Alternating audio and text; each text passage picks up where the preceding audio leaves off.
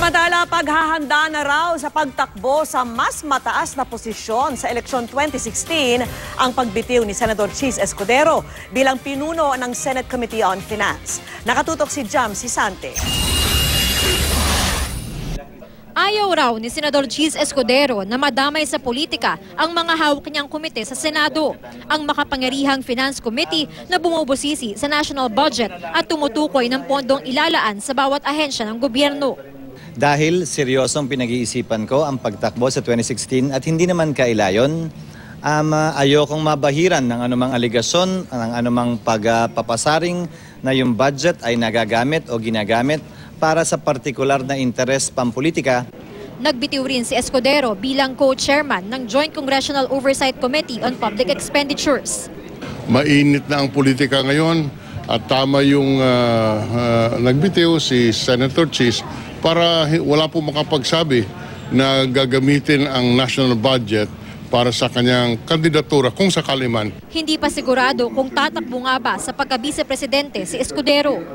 Pero para kay Senador Grace Poe na posibleng katandem daw ni Escudero, ang pagbitiw daw ni Escudero sa komite, indikasyong buo na ang desisyon nito. Indikasyon yon na mas sigurado siyang tumakbo, pero hindi iyon indikasyon nung sa akin.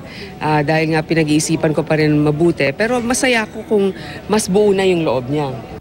May 3 pang senador na sinasabing tatakbo sa mas mataas na posisyon sa 2016.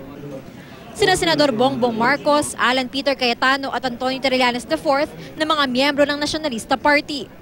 Si Trillanes para sa pagka-vice-presidente. Sina Marcos at Cayetano bukas naman daw sa pagtakbo sa pagkapangulo o vice-presidente. Kinukonsidera raw ni Vice President Jejomar Binay na maging running mate si Marcos.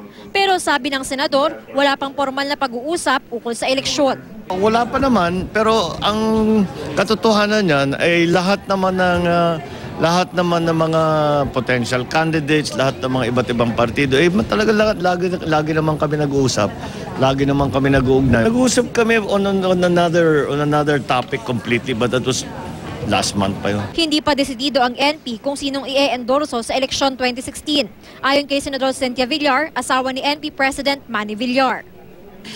Kung hindi naman sila magkakalaban, maybe we can choose. Kung magkakalaban sila, then maybe hindi kami pipili.